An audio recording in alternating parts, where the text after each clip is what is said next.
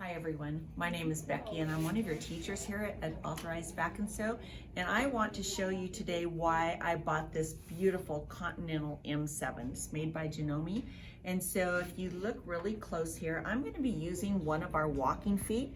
This machine comes with 2 walking feet for you. This is a smaller one, and then there's also this wonderful larger one for really big projects.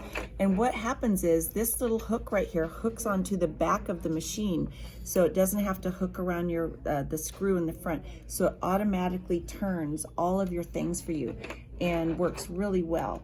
So this foot is basically the same as this foot, except that this one does walking for you. So we're going to use that, and I'm going to show you some really fun things. So today we're going to be making a flange binding, and by flange I mean this little piece right here that is extra instead of just a regular binding. And it's a really fun trick. People love it because it's a really nice accent on quilts. So I'm going to give you measurements for making that beautiful flange binding, and so you'll see my 2 pieces here. So the piece that you want as the little flange, which is this little black piece that we looked at, that is going to be the biggest piece that you cut, and you're going to cut that 1 3/4 inches. So you're going to cut as many strips as you need for your quilt. Then you're going to cut a 1 1/2 inch piece right here that is going to be the actual binding. Then what's going to happen is we are going to sew them together with a 1/4 inch seam. We're going to iron it towards the smaller piece. So you're going to iron this. Now you have one big piece that is going to be your binding. Then we are going to fold it and iron it with wrong sides together. Now normally when you fold things and iron, you iron along this seam. We are not going to do that. We're going to put raw edges together right here, and we're going to iron it. Because we cut this piece a 1/4 inch bigger, by the time you fold it and you've cut that piece in half, you have 1/8 inch, and this is going to be our beautiful flange for today. So this is our little quilt that we're going to be putting binding on today for demonstration purposes. And normally you would be putting your binding on the right side of the fabric.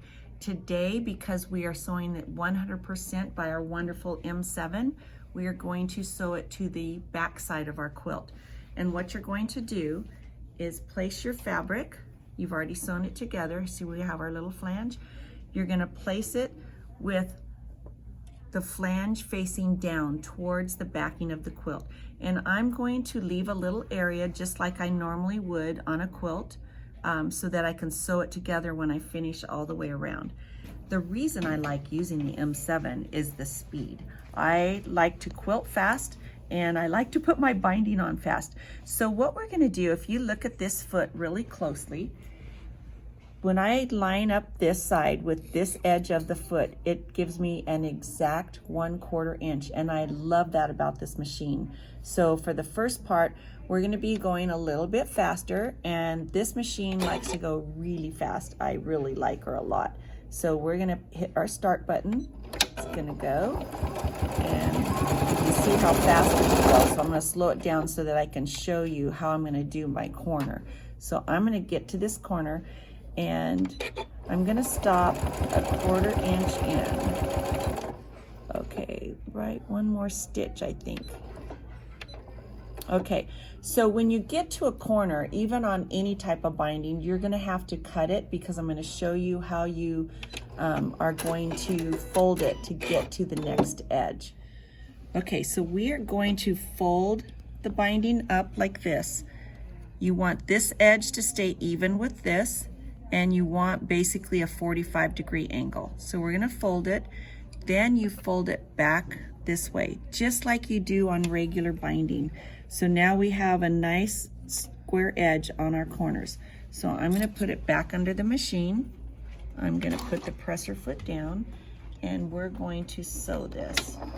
So we're going to go all the way to the other corner. And I'm just going to make sure that this edge stays right on the edge of my foot.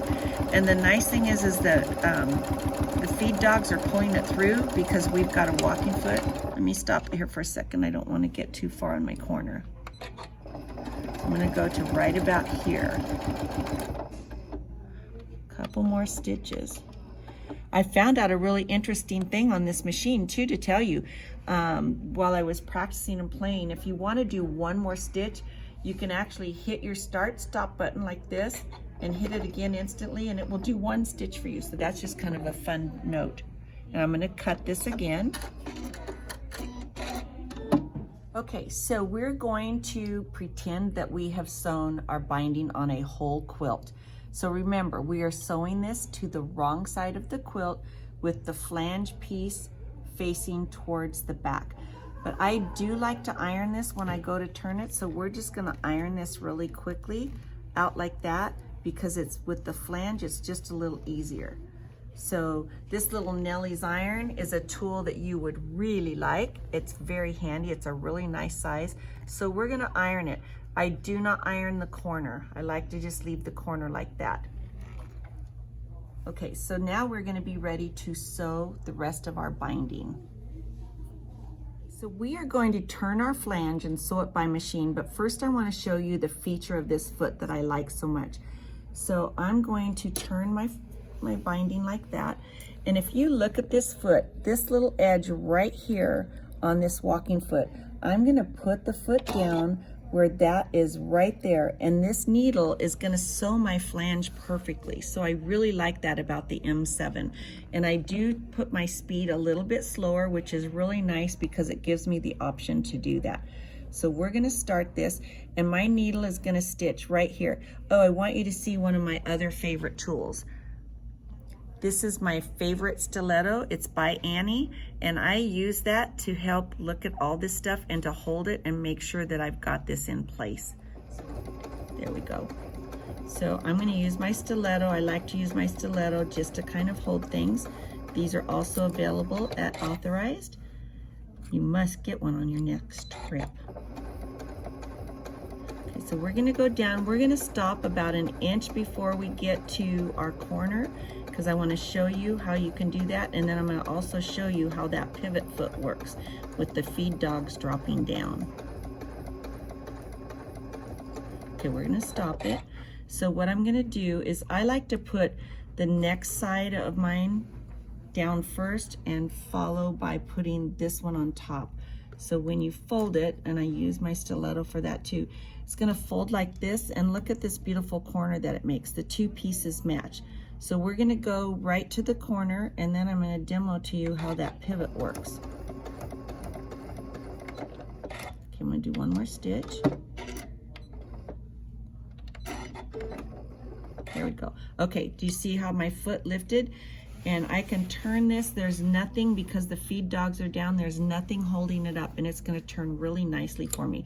A great item for when you're doing applique work, but I use it really nicely on this. So we're gonna go again. Come on, there she goes. And I'm gonna let her go a little bit faster. So we're gonna stitch all the way down to within about an inch of our next one. I'm gonna stop it here for a second. I wanna make sure that I have my binding turned really nice for you. I wanna show you that corner one more time so you can see how easy it is with the foot lifting and the feed dogs going down.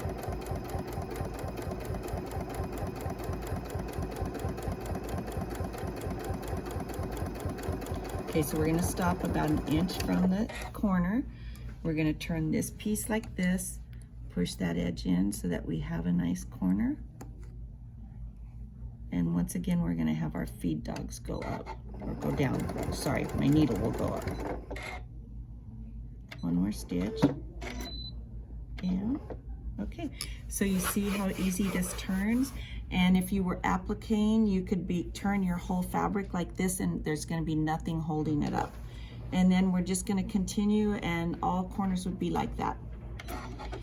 So one thing I would like to tell you about this binding, when you are sewing it, when you get to the end of your quilt, when you have to put your two pieces together, you cannot do a diagonal seam. I have tried it many ways and they do not line up. So that's the only seam that you would have to do, where you have just your 1/4 inch seam, and it's gonna be a straight seam. So there's our beautiful flange binding, and I matched the same as the backing fabric on the back.